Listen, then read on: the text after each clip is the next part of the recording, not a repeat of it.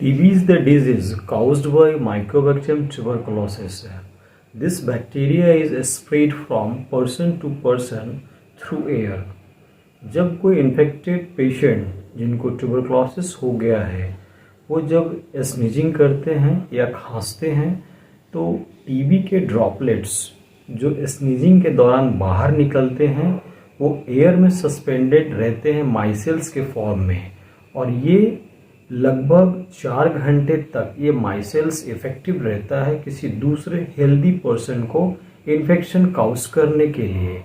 इस तरह से ये माइसेल्स के अंदर जो बैसिलाई होते हैं वो आपके बॉडी के अंदर एंटर कर जाते हैं और एक हेल्दी बॉडी को ये इन्फेक्शन काउज करते हैं। ट्यूबरक्लोसिस का इन्फेक्शन जो है वो बॉडी के लगभग सारे हिस्सों में होता है, खास तौर से आपके लंग्स को ये डैमेज करता है। उसके अलावा ये जब दूसरे बॉडी को इन्फेक्शन करता है जिसमें आपका लीवर है, किडनी है, स्प्लीन है, ब्रेन है और बोन भी है, तो इस तरह से ये बॉडी के सारे हिस्सों में इन्फेक्शन काउज करता है। इस वजह से इसको हम लोग एक्स्ट्रा पल्मोनरी ट्यूबरक्लोसिस भी कहते हैं। तो अभी जितने भी वर्ल्ड में ट्यूबरक्लोसिस के पेशेंट हैं यानी कि जिनको टीबी है, उनमें सबसे एक इम्पॉर्टेंट इशू रेज हो रहा है कि इन्फेक्टेड पेशेंट जिनका ट्रीटमेंट चल रहा है वो एमडीआर टीबी पेशेंट में कन्वर्ट कर जा रहे हैं, यानी कि उनका ट्रीटमेंट तो हो रहा है लेकिन मेडिसिन का इफेक्ट नहीं हो रहा है और कम हो रहा है, यानी कि ड्रग जो है वो रेजिस्टेंट हो जा रहे हैं। और ऐसे पेशेंट को जिनके अंदर एंटीबायोटिक्स का इफेक्ट कम हो जाता है या नहीं होता है उसको हम लोग एमडीआर पेशेंट कहते हैं, यानी कि मल्टी ड्रग रेजिस्टेंट पेशेंट है। एमडीआर पेशेंट होने के लिए एक क्राइटेरिया है कि जो आपको एंटीबायोटिक्स दिया जाता है उनमें से कोई एक एंटीबायोटिक्स है, आइसोनियाजाइड या रिफेम्पिसिन, ये 2 एंटीबायोटिक्स में से अगर कोई काम करना बंद कर दिया यानी कि अगर रेजिस्टेंट हो गया है तो ऐसे पेशेंट को एमडीआर पेशेंट कहा जाता है।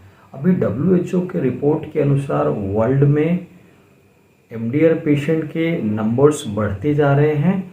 इंडिया में ये जो एमडीआर केसेस है वो लगभग 1000 पेशेंट जो टीबी के हैं उनमें से लगभग 3 पेशेंट ऐसे हैं जो एमडीआर केस में कन्वर्ट कर गए हैं, यानी कि मल्टी ड्रग रेजिस्टेंट पेशेंट को बन गए हैं और उनका जो ट्रीटमेंट का पैटर्न है उनको चेंज करना पड़ रहा है।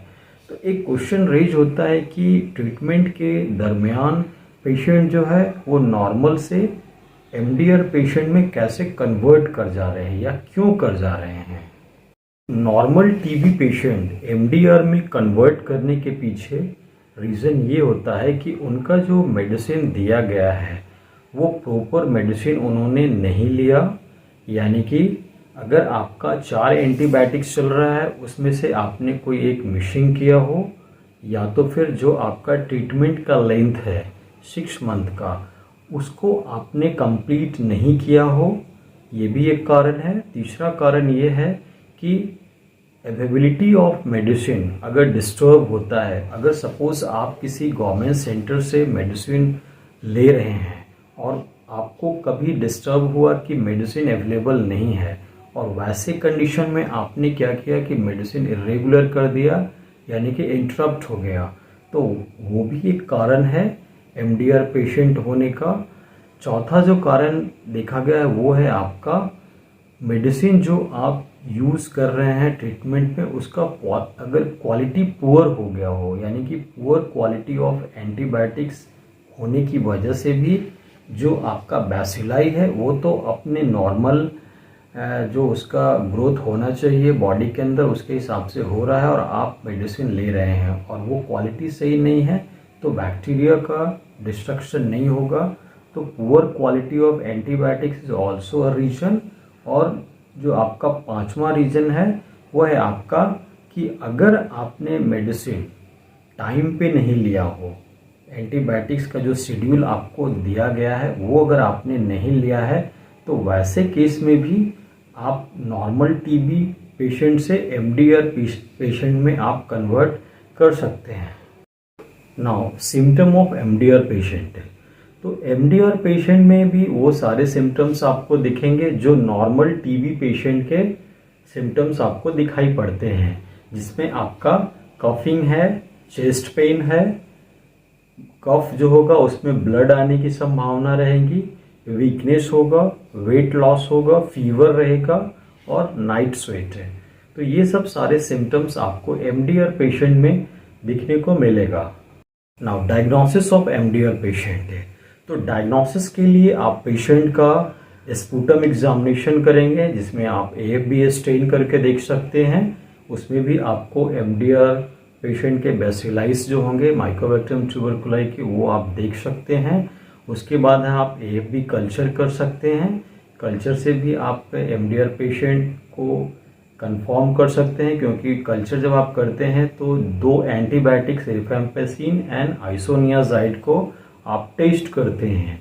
इनमें से कोई एक एंटीबायोटिक्स अगर रेजिस्टेंट आता है तो इट्स मीन जो पेशेंट है वो आपका एमडीआर स्टेज में आ चुका है।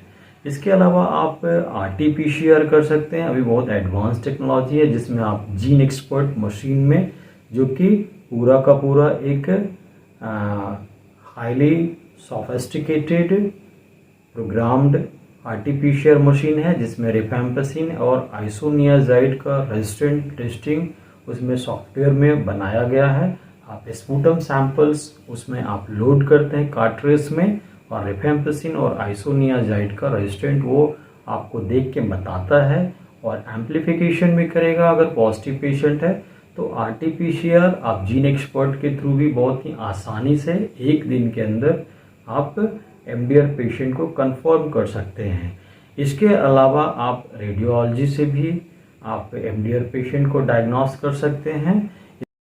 ट्रीटमेंट ऑफ एमडीआर पेशेंट है, एमडीआर पेशेंट का जो ट्रीटमेंट होगा उसमें आपका जो फर्स्ट लाइन ऑफ एंटीबायोटिक्स है, जिसमें आइसोनियाजाइड, रिफेम्पेसिन, पैराजीनामाइड और एथेम्ब्यूटॉल। इसके अलावा इनको सेकेंड लाइन ऑफ ड्रग जो है एमडीआर के लिए वो भी लेना होगा, जिसमें आपका लिवोफ्लॉक्सासिन, मॉक्सीफ्लॉक्सासिन और लिनेजोलिड है।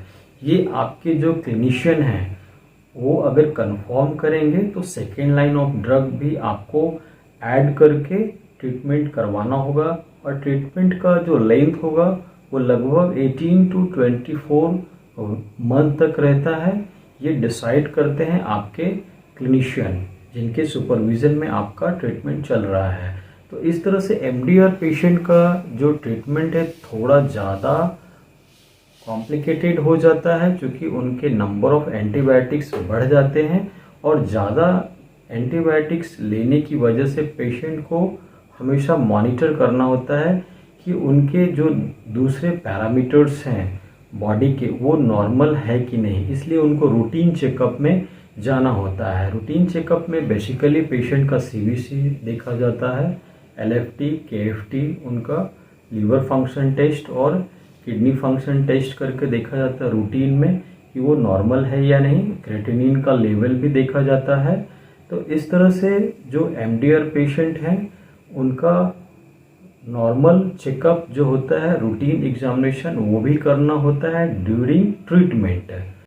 नाउ प्रिवेंशन ऑफ एमडीआर के प्रिवेंशन के लिए आपको जो पेशेंट हैं उनका अर्ली डिटेक्शन होना बहुत ज़रूरी है कि पेशेंट जो है वो एमडीआर स्टेज में आ गए हैं।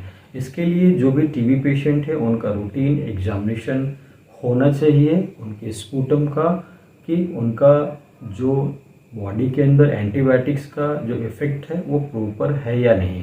ऐसा तो नहीं है कि कोई इसमें से रेजिस्टेंट हो गया है। तो इस तरह से रूटीन एग्जामिनेशन बहुत ज़रूरी है during treatment of normal TB patient है। दूसरा है कि drug should be taken in right dose. आपको जो मेडिसिन दिया गया है उसका प्रॉपर डोज आप लें ट्रीटमेंट के दरमियान, तो आप एमडीआर में नहीं जा पाएंगे। तीसरा है आपका treatment should not be stop without clinician advice. जब आपका ट्रीटमेंट हो रहा है तो आप उसको कभी भी बीच में रोकेंगे नहीं। और नेक्स्ट है आपका कंप्लीशन ऑफ कोर्स, ज़रूर आप कंप्लीट करें जो आपको मेडिसिन रेकमेंड किया गया है, जब तक आपको क्लिनिशियन ये ना बोले कि अब आपका मेडिसिन का जो कोर्स है वो कंप्लीट हो गया हो। तो completion of course should be follow.